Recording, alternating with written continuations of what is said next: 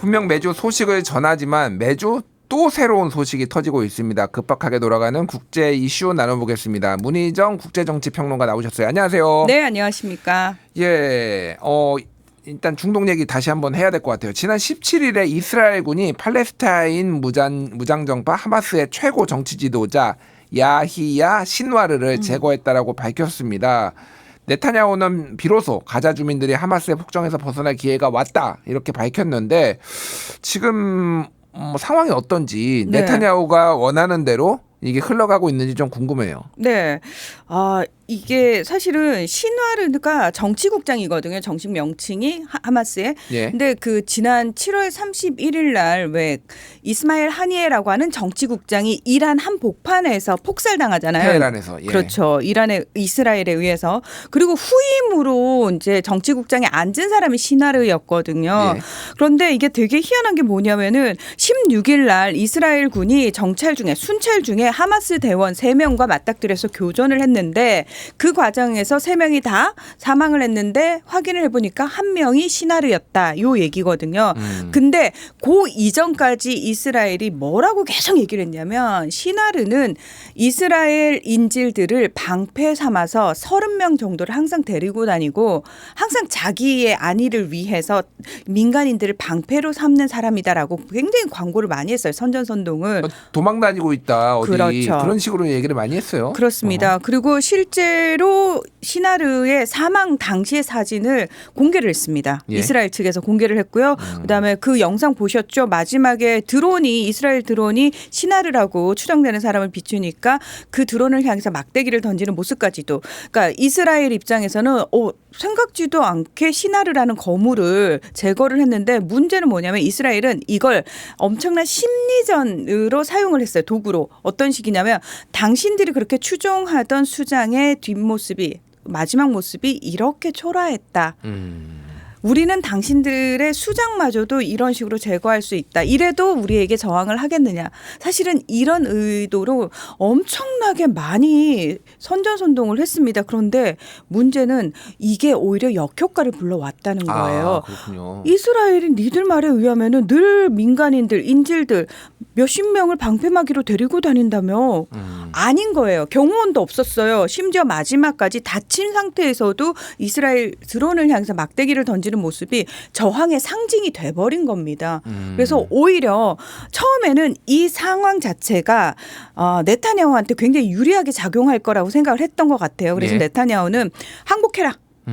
하지만 우리는 끝까지 가자 지구를 다 접수할 때까지 전쟁 계속하겠다라고 얘기를 했고요. 예. 미국 바이든 행정부 측에서는 정의가 실현됐다. 이제 새로운 정치적 해결의 기회가 왔다라고 얘기를 했어요. 뭐냐면 이걸 기점으로 자 이제 휴전하자. 이제 쟤네들도 전의를 상실했을 거야라고 얘기를 했는데 이게 전혀 다른 상황으로 돌아왔고요. 일단 네타냐후 자체가 휴전할 생각 없다고 얘기하지 않았습니까? 네. 근데 이란은 그전까지만 해도 사실은 약간 중립적으로 발 빼려고 하고 있는 상황에서 지금 신와르라는 사람을 이렇게 제거를 해버렸잖아요. 그러면 이란은 뭐까지 걱정해야 되냐면 가뜩이나 헤즈볼라 수장 제거하면서 이스라엘 내부에서 우리 이 기회에 이란 최고 지도자도 제거하자라는 얘기가 나온 상황에서 신와르가 죽었잖아요. 예. 그러면은 진짜 하메네이가 위험해질 수도 있겠는데라는 위급감도 들었고 이 상황에서 더 이상 이란이 점점 빼면서 중립적인 또는 이란의 이익만을 생각하는 모습을 보여줄 수가 없는 상황이 돼버린 거예요. 그래서 그렇군요. 이란의 최고 지도자조차도 대놓고 그 얘기를 했어요. 저항 정신 더 거세질 거고 하마스는 여전히 살아있고 건재할 것이다 라고 얘기를 했습니다. 그렇군요. 그러니까 지금 중동 정세가 한치 앞을 볼 수 원래도 잘 못 봤지만은 네. 신화를 뭐 제거하면은 좀 가자지구에 안정이 오고 뭐 이럴 거라고 보신 분들도 있지만은 전혀 그렇지 않은 상황인 것 같은데 네. 그 이제 신화르의 이제 뭐 사망 이거를 이제 사진을 공개한 게 저는 이런 느낌이었어요. 그러니까 예전에 조선시대 같으면은 밀란이 일어났는데 그 수장을 잡아서 보통 광화문 내거리에 효수 이제 예. 해서 목을 이렇게 잘라가지고 이제 걸어놓으면은 그게 이제 반란군의 말로가 이렇다라는 거를 보여주는 거잖아요. 보통은 이제 겁을 집어먹는 게 보통인데 오히려 그렇죠. 사람들이 그걸 보면서 부글부글 끓어오르는 그러니까 뭐 이런 느낌인 것 같아요. 약간. 맞습니다. 그러니까 그게요. 이스라엘의 패착이라고 할 수 있는데 예전에 왜 미국 같은 경우에는 오사마 빈 라덴 라덴이라든지 사담 후세인이라든지 소위 본인들이 이제 테러리스트라고 지정한 사람의 마지막 모습에 대해서 자세하게 공개하지 않았습니다. 네. 심지어 그 이후 죽은 이후는 사실은 바다에 수장을 했죠. 왜냐하면은 어느 곳에 이 사람을 예를 들어 시신이 남아 있을 경우에 참배하러 올 그렇죠. 수가 성지가 있으니까. 될 수 있기 때문에 사실 그게 철저하게 비밀에 붙여지거든요. 예. 근데 오히려 지금 이스라엘은 그 반대를 가고 있는 거예요. 심지어 시나르의 시신이 이스라엘 내에 비밀 장소에 지금 보관이 돼 있다는 거 아닙니까? 그러면서 뭐라고 얘기를 하냐면 인질 교환은 협상 카드로 쓸 거다라는 얘기까지 하고 있다는 거예요. 그거 자체가 지금 엄청난 아랍인 전체의 공분을 사고 있다는 거죠. 일종의 이제 모독이네요. 그러니까 그렇죠. 예, 사자에 대한 모독 뭐 이런 것 같은데 제가 오늘 좀 깜짝 놀란 그 외신을 봤는데 네타냐후 총리 집이 지금 드론에 의해서 기습을 당했다. 네. 이게 지금 뉴스가 나왔어요. 네. 만약에 이제 네타냐후의 의도나 이런 의도대로 좀 중동의 안정세가 오면은 사실 이런 거는 좀 없어야 되는 거 아닌가? 그런 네. 생각이 들으니까 헤즈볼라가 했다라고 본인들은 밝혔습니다. 그렇습니다. 그 헤즈볼라가 드론 석 대를 날렸는데 두 개는 뭐 추격됐고 한 대가 이제 그 레바논에서 한 70km 정도 떨어져 있는 이제 총리의 사저가 공격을 받은 거죠. 뭐 다행히 집 안에는 아무도 없었다고 하고요. 일단 총리 관저에 또 따로 살고 있는 상황이었으니까요. 네. 근데 이것 자체가 굉장히 놀랍다고 말씀을 하셨잖아요. 아마도 헤즈볼라한테는 그 능력이 없다고 생각을 하셨기 때문에 놀라신 건지. 아니, 왜냐하면은 어쨌든 뭐 MD 방어망도 있고 여러 가지로 뭐 이스라엘이 첨단 무기로 지금 다 이렇게 뭐 디펜스를 하고 있다 이렇게 알고 있어서 그게 놀란 거예요. 그러니까. 네. 그게 사실은 우리가 이제 이렇게 속으면 안 되는 좀 약간 착각하기 쉬운 게 뭐냐면 마치 이스라엘 상공이 이렇게 돔 형태로 완전히 보호되고 있을 거라고 우리가 막연히 생각을 하잖아요. 보통 아이언 돔이라고 하잖아요. 그렇죠. 예. 그래서 뭐 투명 막이 있는 거 아니야? 이렇게 좀 생각이 들어가지고. 그렇죠. 예. 그런 생각을 하죠. 근데 실제로 이제 뭐 고고도 또는 뭐 중고도. 중고도 뭐 이런 식으로 나눠가지고 방어망이 작동을 하는데요. 문제는 뭐냐면은 지금 날아오는 로켓이나 미사일에 비해서 보유하고 있는 이 방어망 시스템의 소진이 너무 빠르다는 거예요. 게다가 너무 저고도로 날아왔을 때는 사실은 포착조차 못하는 상황도 벌어지고요. 예. 이란이 지난번에 180발을 날렸을 때 사실은 이스라엘은 모든 걸 다 격추했다라고 얘기를 했지만 실제로는 한 30발 정도가 떨어졌다라고 얘기를 하거든요. 예. 막지 못했다고 얘기를 하거든요. 그리고 지금 이스라엘 내부적으로 우리 지금 재고가 거의 바닥났다라는 식으로 얘기할 정도로 굉장히 심각하거든요. 이제 일단 이스라엘의 방공 시스템이 그렇게 완벽하지 않다는 거, 그리고 비용이 너무 많이 든다는 거, 로켓이나 드론 가격보다 방어망이 훨씬 더 비싸다는 게 문제고요. 예. 또 하나가 뭐냐면은 생각보다 헤즈볼라가 가지고 있는 전력이 굉장히 엄청납니다.